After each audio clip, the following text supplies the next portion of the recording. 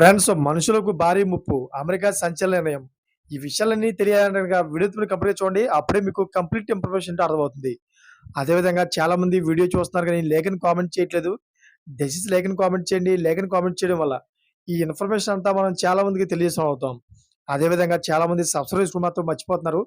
దయచేసి సబ్స్క్రైబ్ చేసుకోండి. సబ్స్క్రైబ్ చేసుకోవడం వల్ల నేను చేసే ప్రతి ఒక్క అప్డేట్ మీరు ముందుగానే పొందగలుగుతారు.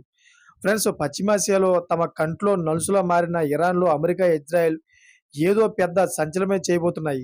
ప్రపంచంలో అగ్రరాజులైన 7 దేశాల జీ7 సమావేశాన్ని అమెరికా అధ్యక్షుడు డొనాల్డ్ ట్రంప్ అర్ధంతరంగా వీడారంటేనే పరిస్థితి ఎంత తీవ్రంగా ఉన్నదో తేలిపోతుంది. తాజాగా ట్రంప్ కెనడా నుంచి జీ7 సమావేశాన్ని వీడి నేరుగా వైట్ హౌస్‌లోని సిట్యుయేషన్ రూమ్‌కి వచ్చేశారు. దీంతో తన వద్దనున్న అత్యంత శక్తివంతమైన ఆయుధాలతో ఇరాన్ భూగర్భ అణు కేంద్రాలను ధ్వంసం చేసేందుకు ట్రంప్ ఓకే చెప్పనున్నారని అనుమానిస్తున్నారు. అదే జరిగితే ప్రపంచంలో పెను సంచలనమే. ఇక ఇప్పటికే ఇరాన్ రాజధాని టెహరాన్ ఎయిర్ స్పేస్‌ను ఆధీనంలోకి తీసుకున్నట్లు ఇజ్రాయెల్ ప్రకటించింది.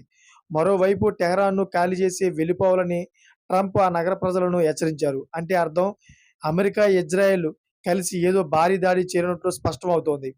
ఇరాన్‌లోని 2 అణు శుద్ధి కేంద్రాలు నతాంజ్, ఫార్గో అదేవిధంగా ఇవి భూగర్భంలో అత్యంత లోతులో నిర్మించినవి. 3 రోజుల నుంచి దాడులు జరుగుతున్న ఇరాన్ అణు కేంద్రాలకు పెద్దగా నష్టం వాటిల్లలేదని అంతర్జాతీయ అణుశక్తి సంస్థ అధిపతి రఫాలి తెలిపారు.